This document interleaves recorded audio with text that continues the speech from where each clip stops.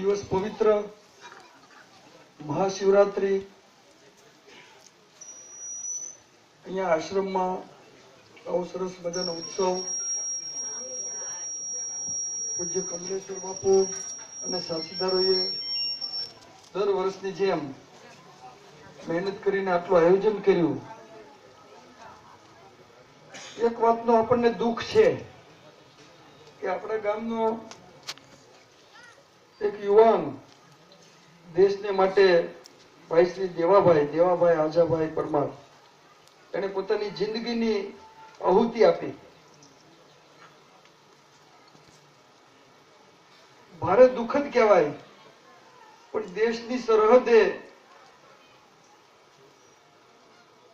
આપણો જીવ પણ આપણા હાથમાં નથી હોતો, ઈશ્વરને સોંપીને જ જવાનું હોય. એની હિંમતને દાદ દેવી પડે કે એને ઘર છોડીને, એના પૂજ્ય માતુશ્રી પણ અહીંયા બેઠા છે, એ બધાની લાગણી હોવા છતાં પણ એના મનમાં એક તીવ્ર તમન્ના કે મારે દેશની સેવામાં લાગવું છે, એટલે એને ઘર છોડ્યું. લગ્ન પણ એના થયેલા હતા, એના ધર્મપત્ની પણ કદાચ અહીંયા ઉપસ્થિત જ હશે આપણી વચ્ચે.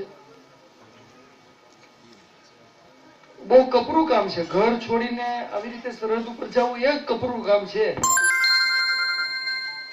એના માટે તો જેટલા શબ્દો, જેટલું સન્માન આપણે એને યુગો સુધી યાદ કરીએ તો ઓછું પડે. પ્રેરણા લેવા જેવું એક વ્યક્તિત્વ કહેવાય.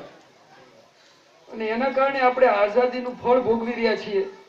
હવે ઘણા યુવાનોએ શહીદી વોરી લીધી છે, આઝાદી મેળવી ત્યારે પણ અને એના પછી પણ. એટલે એને જે રીતે પોતાની જિંદગીની કુરબાની આપી, અને એ પોતે હમણાં કહેવામાં આવ્યું એમ, જબ તક સૂરજ ચાંદ રહેગા દેવા તેરા નામ રહેગા. કેમ કે કદી આપણા હૃદયમાંથી જાય નહીં. તો એને આપણે સ્મરણ કરીએ છીએ, શ્રદ્ધાંજલિ આપીએ છીએ. આજે શિવ પાર્વતીને તો આપણે યાદ કરીએ જ.